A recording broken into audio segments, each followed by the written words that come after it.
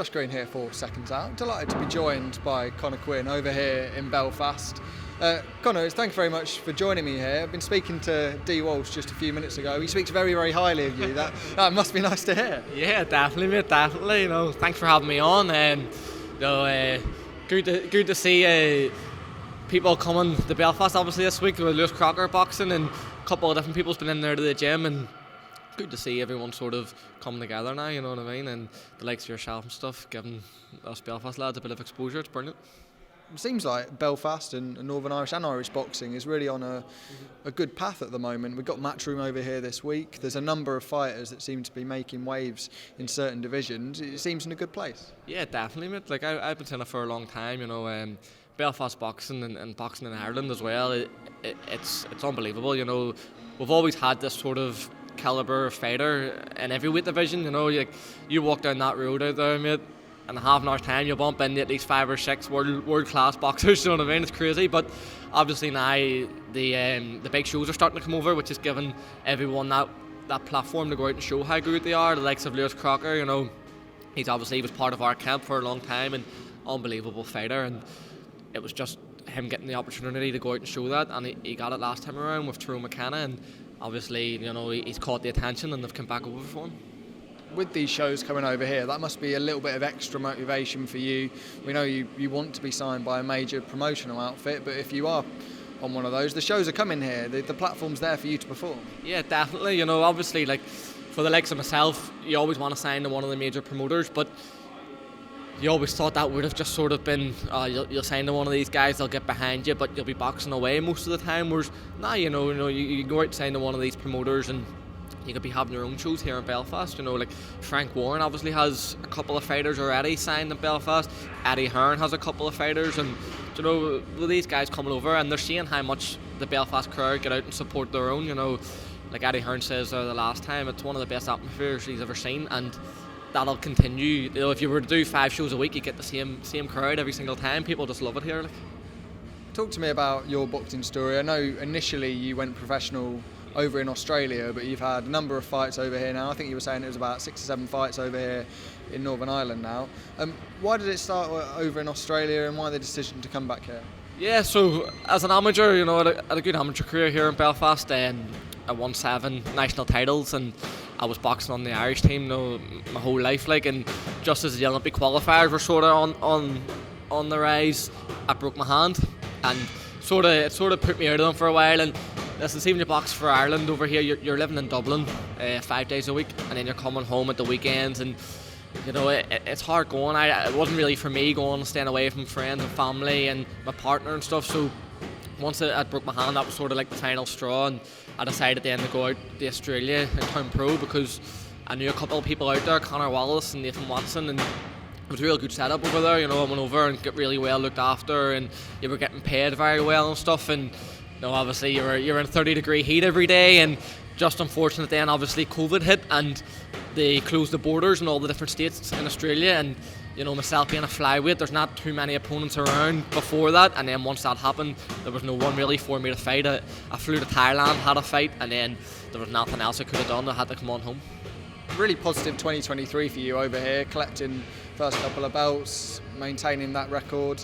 You must be really happy with what you've achieved in the last 12 months. Yeah, definitely. Obviously it was my first 12 months as a professional here in Belfast, and I picked up obviously 2 titles at the very end. I was supposed to box for a European title on one of the shows just before that, and unfortunately due to timing issues I wasn't able to get the 10 rounds in, so I had a real good year, and a couple of good step-ups and opponents, and got myself to the position I'm in now, which is exactly where I wanted to be.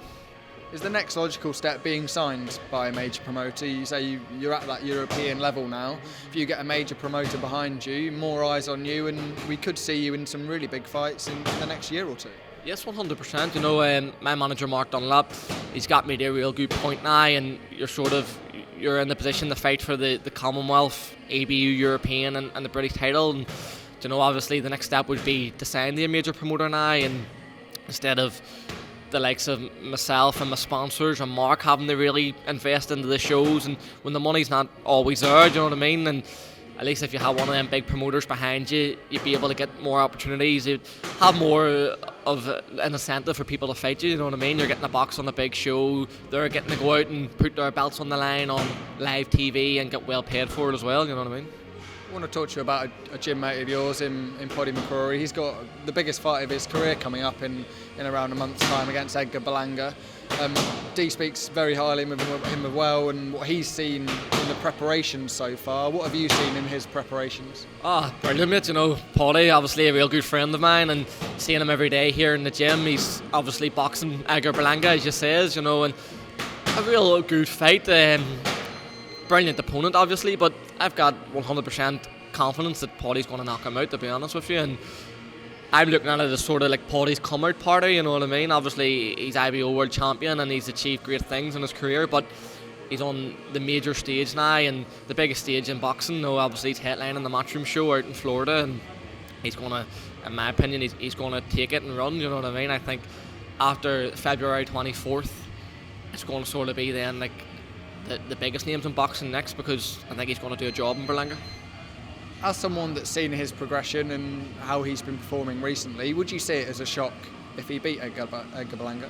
No, definitely not, you know, and the more people I'm talking to about the road, you know, obviously you hear these fights and automatically people go, oh geez, that's a real tough ask, and you're up against it here, and the more people start to sort of settle down and the fight draws nearer and people are seeing Pody train and looking at his last fights and looking at Berlanga's last fights, in my opinion, it wouldn't be a shock at all. You know, it'll be an amazing win, one of the best wins in Irish boxing in a long time, but that's more down to the fact that he's getting in as such an underdog because he's not signed to the promoter, he's going away from home, but in terms of actual skill and ability, and I wouldn't see it as much of an upset if Pody goes in and knocks him out.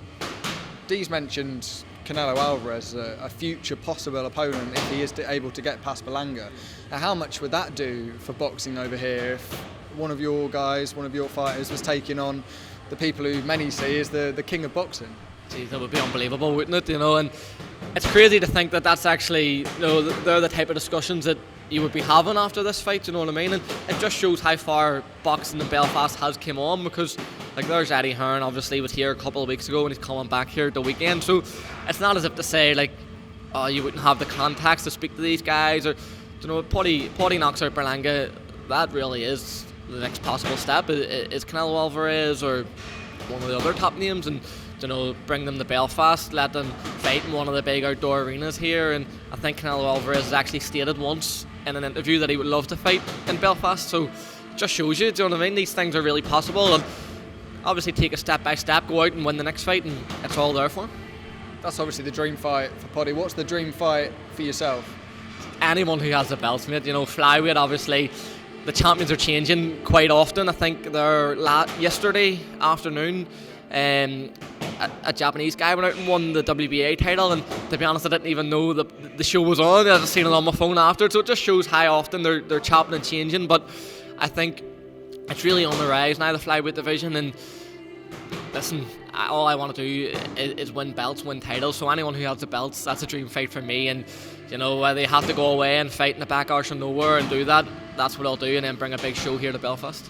You mentioned some of the guys doing big things for the flyweight division. Sonny Edwards, Galal Lafayette, two of the names over in England that are doing big things. Particularly Sonny Edwards, obviously very outspoken, but he gets his point across and he gets lots of attention. Is that what needs to be done at times with the flyweight division, because you don't quite get the attention you deserve? Yeah, definitely. You know, like obviously everything sort of has its time and its place. You know, people don't like seeing people always going on, and you know, sort of people like obviously the humble side of boxing too, but I think in the case of Sonny Edwards, what he's done for flyweight boxing is unbelievable. And not only has he went and talked the talk, but he's walked the walk too, because although he didn't win the last fight, look at the performance he put on, look at the show he put on. And you know, I think I've seen a couple of people saying about the sort of fight that he fought, and he didn't move as much as he normally would, and maybe thought that would have been more of a tactic for him. But I think if you're going to go out and put yourself out there and talk a fight up the way he did, realistically you're not left with much option other to go out and fight like that. And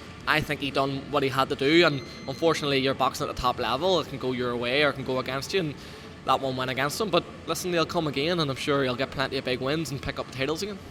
Final subject for you, we're here obviously for Lewis Crocker returning in Belfast against Jose Felix, a man that defeated Gary Cully in a big shock victory. What are you expecting from that fight, and what does Lewis Crocker need to do to not make the same mistakes that Gary Cully made?